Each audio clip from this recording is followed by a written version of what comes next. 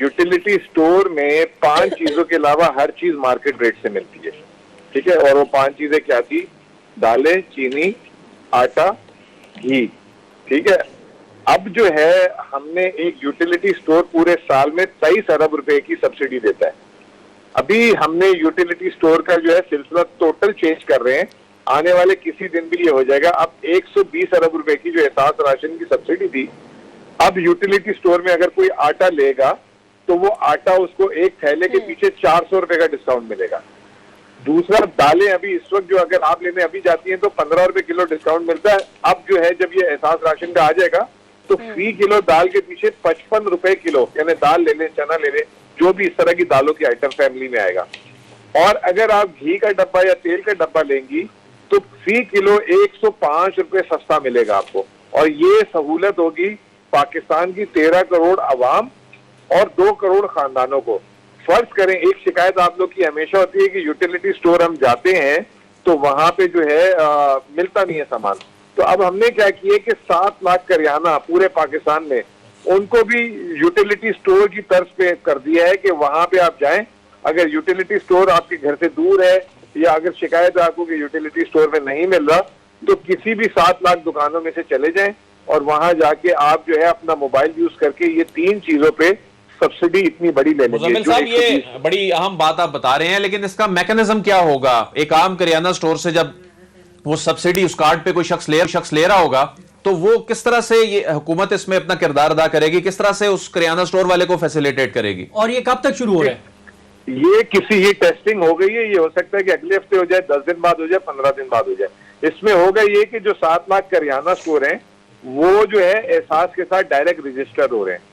اچھا, اب یہ تو ہو گیا, وہ رجسٹرڈ ہو گئے. اب فرض کریں کہ ماریا جو ہے نا مستحق میں سے آ گئی اور ماریا گئی کسی کریانہ سٹور میں اپنے علاقے کی, حالانکہ یہ اشرافیہ میں سے ہیں, چلیں وہ بھی ان کو شوق ہے نا بننے کا, تو عام تو ہم شوق کا پورا کرتے ہیں نا, ٹھیک ہے. تو یہ گئی ادھر, تو یہ اگر ان کا نام اس میں ہوگا تو یہ صرف وہاں جائیں گی, اپنا شناختی کارڈ نمبر بتائیں گی, تو وہ دکاندار جو ہے شناختی کارڈ نمبر جو ہے اس کے پاس اینڈرائڈ فون ہوگا, اس میں ڈال دے گا ان کا. اسی وقت اس کے پاس آ جائے گا کہ جی ان کا اتنا بیلنس ہے. وہ ماریا 3 چیزیں خریدیں گی, مطلب تینوں کی تینوں لے لیں, یہ ایک لے لیں, آٹا, دالیں اور جو ہے کیا کہتے ہیں گھی, تینوں لے لی انہوں نے. فرض کریں انہوں نے 4000 کا سامان لیا. اب وہ کیا ہوگا کہ 4000 کا سامان لیا تو اتنے میں وہ دکاندار وہ 4000 کی جب اپنے اینڈرائڈ فون میں ڈالے گا تو ماریا کے فون پہ ایک SMS آ جائے گا 4 نمبر کا کوڈ. وہ 4 نمبر کا کوڈ صرف ماریا کو اس دکاندار کو بتانا ہوگا اور اس کا وہ اپروو ہو جائے گا, ماریا کو تھیلا پکڑا دے گا اور ماریا گھر آ جائیں گی. اور دکاندار کو اسی وقت نیشنل بینک جو اس سے سامان 4000 کا بیچا ہوگا وہ منتقل ہو جائے گا. ماریا 3000 بھریں گی ان کو, دکاندار کو 4000 مل جائیں گے اور حکومت جو ہے وہ 1000 روپے اپنی جیب سے دے گی. اور پھر ماریا جو ہے اور ماریا اس کے بعد اپنے جو لیٹسٹ آئی فون ہے اس سے پھر ایک تصویر بنا کے وہ بھی نہیں, اب وہ ٹیکس بھی بہت زیادہ ہو چکا ہے. مزمل اسلم صاحب اس پہ بھی بات کر لیتے ہیں. مزمل اسلم صاحب اس پہ بھی بات کر لیتے ہیں. یہ جو موبائل فونز پہ ٹیکس بڑھا دیا گیا ہے اور اوورسیز پاکستانی خاص طور پہ اس پہ شکوہ کرتے نظر آتے ہیں کہ موبائل فون جو ہیں وہ اپنے پرسنل یوز کے لیے بھی خاص ٹائم کے بعد استعمال نہیں کر پاتے. یہ ٹیکس جو ہے کم از کم اوورسیز پاکستانی جو ہیں ان کو تو ریلیف دیا جائے. دیکھیں, بات یہ ہے کہ یہ پہلے دیا گیا تھا اوورسیز پاکستانی کو, تو جو اوورسیز پاکستانی بعد سے آتا تھا اس کے نام پہ سم اور فون رجسٹرڈ ہو جاتا تھا, ٹھیک ہے نا. تو یہ اس کو کنٹرول کرنا ایک بڑا مشکل کام ہے. اور دیکھیں اوورسیز پاکستانی نے کون سا ون ٹائم تو کرنا ہے. اب وہ اگر ون ٹائم وہ ماشاءاللہ اتنے کروڑوں روپے پاکستان بھیجتا ہے تو ون ٹائم کر لے, یا اگر وہ نہیں کرنا چاہتا تو ایک آتے ہوئے $200 سے سستا فون لے لے, اس میں کچھ بھی نہیں ہے. کیا حل بتایا سر آپ نے. ایک وہ بیچارہ اپنے جس ملک میں وہ رہ رہا ہے وہاں بھی ٹیکس دے کر آئے, اور یہ تو ڈبل ٹیکسیشن ہو گئی نا, اس میں تو فیسیلیٹی. اب آپ اگر آپ یہ کہیں کہ اوورسیز پاکستانی یا ہوٹل میں کھانا کھائے وہ ٹیکس نہ دے, تو ایسا تو نہیں ہو سکتا. ہم جب باہر جاتے ہیں ہم بھی تو سارے ٹیکس دیتے ہیں نا اس ملک میں یار. یورپ میں بہت سے ٹیکسز ریفنڈ بھی ہو جاتے ہیں. بہرحال مزمل صاحب, آج ایک بڑی ڈیولپمنٹ ہوئی. آج وزیر اعظم سے جو صنعت کاروں کی ملاقات ہوئی اس میں وہ جو پچھلے 1 سال میں ریکارڈ منافع ان کمپنیوں نے کمایا ہے اس کے ثمرات ان کے امپلائیز تک پہنچانے کے حوالے سے بھی بہت سی چیزوں پہ اتفاق رائے ہوا ہے. آپ کے پاس اس حوالے سے کیا اطلاعات ہیں؟ دیکھیں آپ دیکھ ہی ہوں گے کہ ٹویٹر میں پچھلے ایک ہفتے سے جو ہے مختلف کمپنیاں بار بار جو ہے آمادگی ظاہر کر رہی ہیں. کسی کمپنی نے جو 20,000 سے جو والوں کا 80% بڑھا دی, کسی نے 30% بڑھا دی, ARY نے بھی بڑھائی. آپ کے چینل کا انتظار کر رہے ہیں ہم کہ وہ بھی کچھ کریں. تو اس طرح کر کے ایک اچھا رسپانس مل رہا ہے. اور اس کے دیکھیں ہم کوئی زبردستی کی ان سے یہ نہیں ریکویسٹ کر رہے.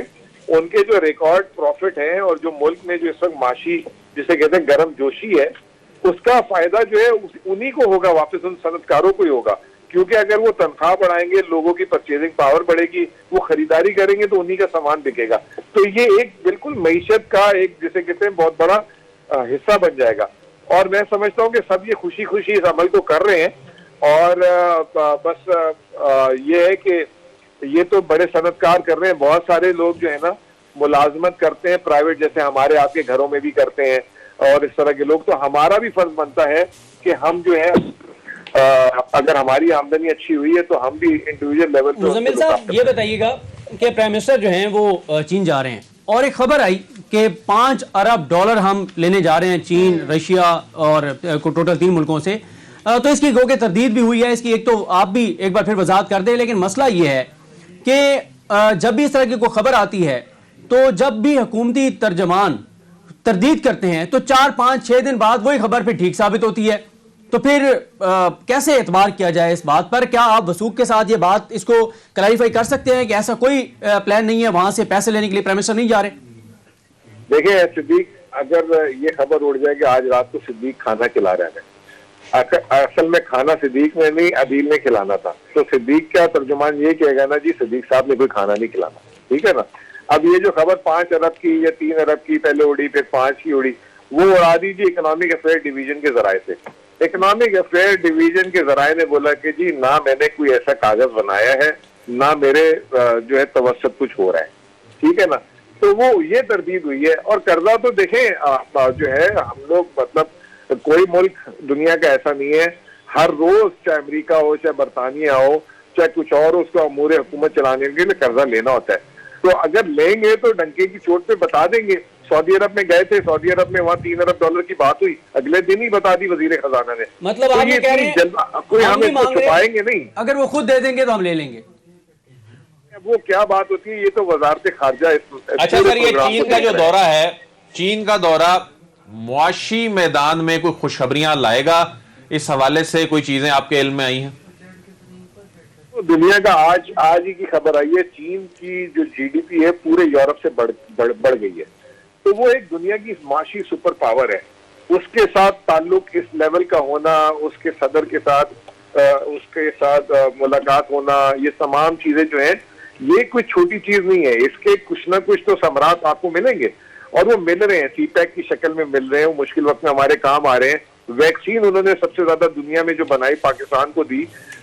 تو یہ تمام چیزیں ہو رہی ہیں, اور آنے والے دنوں میں اس میں اور تیزی آئے گی انشاءاللہ تعالی. مزمل اسلم صاحب یہ بتائیے گا کہ آئل پرائسز نہیں بڑھائی گئیں یکم کو, جو کہ بہت بڑا فیصلہ تھا, بڑا مشکل فیصلہ تھا.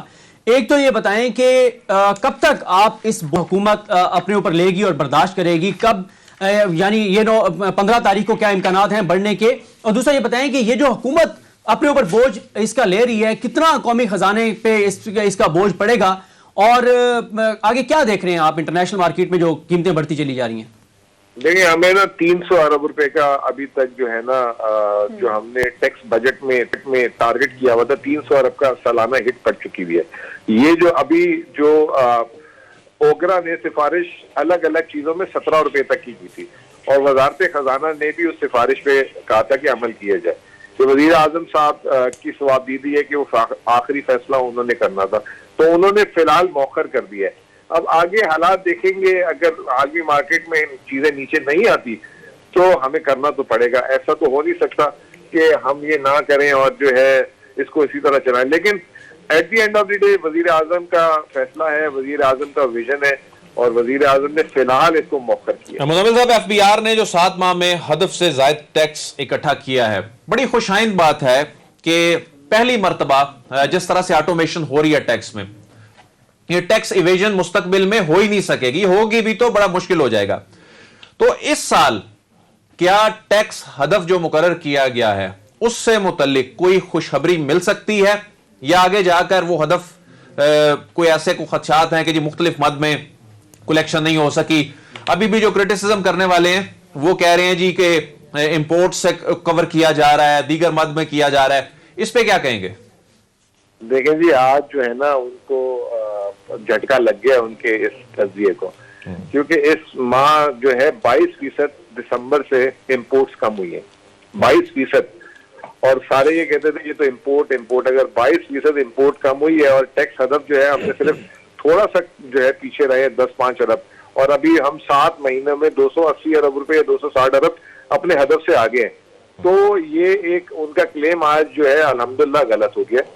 اور ہمارا جو ٹیکس کلیکشن ہے وہ جو معیشت بڑھ رہی ہے، تیزی آ رہی ہے، جیسے پیٹرول کی جو ہے سیل 15% سے بڑھ گئی ہے، یہ پی او ایس سسٹم لگ چکے ہیں، تو ہمارا انحصار اب ان چیزوں پہ ہے.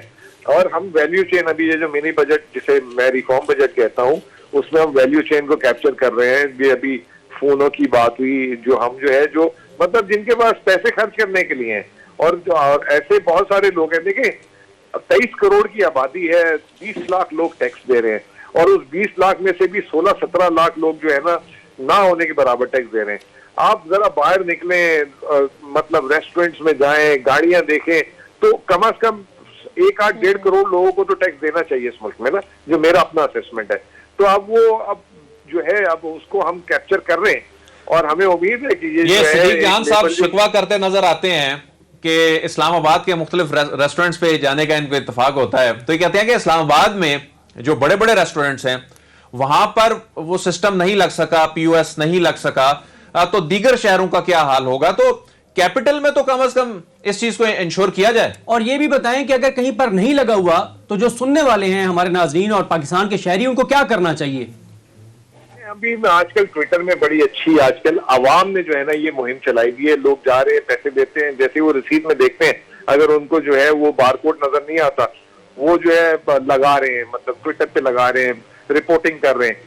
دیکھیں ایک ذہن میں رکھیں، ایک ایف بی آر ایک ادارہ ہے، یہ 22 کروڑ کی آبادی کا ایف بی آر میں کتنے لوگ ہوں گے؟ 15,000 20,000 لوگ ہوں گے. اس میں سے جو پی او ایس والے جو ہے 1,500 لوگ ہوں گے. تو وہ ایک فزیکلی بھی ان کے لیے اوور نائٹ تو نہیں ہو سکتا کہ پورے ملک میں جو ہے لگا دیں، لیکن جہاں جہاں وہ ان کی پہنچ ہو رہی ہے تو وہ چھوڑ بھی نہیں رہے، بڑے بڑے جرمانے مار رہے ہیں، بہت کچھ کر رہے ہیں. اچھا مزمل صاحب، ایک اور چیز بتائیے گا کہ معاشی تجزیہ کاروں کی کچھ معاشی تجزیہ کاروں کی رائے یہ ہے کہ ڈالر کا جو ریٹ ہے وہ 152-53 تک جب تک تھا ٹھیک تھا، اس کے بعد جو وہ 178 تک گیا، اب 176 ہے. یہ آپ کی نااہلی ہے، آپ کی ناکامی ہے. یہ بتائیں کہ ایک تو آئی ایم ایف سے جو ہمیں قسط ملنی ہے وہ کب تک امکان ہے ملنے کی، اور جب آئی ایم ایف کی قسط آ جائے گی تو کیا ڈالر کی قیمت کم ہوگی، اور اگر ہوگی تو کتنی ہونے کے امکانات ہیں، اور کیا یہ آپ کی نااہلی کی وجہ سے 176 77 78 روپے تک ڈالر کا ریٹ گیا ہے؟ ہماری اس سال جو ہے 11-12% گری ہے کرنسی. چلیں آپ نے ہمیں تو نااہل کے آسانی سے اور ٹائم نہیں لگایا، تو جاپان کی کرنسی بھی اتنی گری ہے اس سال، یورو کرنسی جو 8% گری ہے، برازیل کی گری ہے. تو بڑے بڑے ملکوں کی کرنسی جو ہے اس طریقے سے دیکھیں یہ ایڈجسٹمنٹ ہوتی ہے ڈیمانڈ اینڈ سپلائی کے حساب سے. ابھی موسم آج بارش ہے تو آپ بارش کے حساب سے کپڑے پہن کے نکلیں گے، اب آپ جو ہے مطلب گرمیوں کے دوران کپڑے پہن کے نکلیں گے نا. تو یہ ایڈجسٹمنٹ ہوتی ہے جس کی وجہ سے آپ کا ملک سسٹین کرتا ہے. یہ اگر کرنسی کی ایڈجسٹمنٹ نہ ہوتی، انٹرسٹ ریٹ کی ایڈجسٹمنٹ نہ ہوتی، تو یہ 22% آج درآمدی بل نہ گرتا تھا. ہمارا درآمدی بل اسی طرح چھت پاڑ کے نکل رہا تھا. تو یہ جو ہمارے معاشی تجزیہ کار ہیں وہ اصل میں ڈرائنگ روم تجزیہ کار زیادہ ہیں، اور وہ جو ہے نا اینڈ ٹو اینڈ میٹ نہیں کر پا رہے ابھی تک چیزوں کو. اور بعض لوگوں کا پرابلم ہے، ان کو مطلب ان کو جو ہے جیسے ماریا کو منفی بات کرنی ہے، ان کو منفی بات کرنی ہے. جاتے جاتے پازیٹیو بات بھی کر جاتی ہوں، کیا واقعی پاکستان سری لنکا کو قرضہ دینے جا رہا ہے؟ مطلب خوشحال ہو گئے ہم؟ دیکھیں اللہ تعالیٰ جو ہے ہمیں اسی طرح خوشحال رکھے. اور یہ ایک جیسے کہتے ہیں ایک مثبت چیز ہے کہ ہم سری لنکا کے اس وقت معاشی حالات بہت برے ہیں، اور ہم ایٹ لیسٹ کام آ رہے ہیں. ہم صرف ہم نے سری لنکا کو نہیں، ابھی افغانستان کو بھی بہت ہیلپ کی ہے. تو پاکستان جب کرونا تھا پچھلے سال، تو پاکستان نے چائنا کو، یورپ کو ادویات بھیجی تھی، ماسک بھیجے تھی، بہت چیزیں بھیجی تھی. تو یہ لیکن آپ لوگوں کو کریڈٹ دینا نہیں آتا پاکستان کو. پاکستان کا بہت بڑا دل ہے. ٹھیک ہے سر, ہم تو اس شو میں کریڈٹ دے رہے ہیں, بہت شکریہ آپ نے پروگرام کو ٹائم دیا ہے.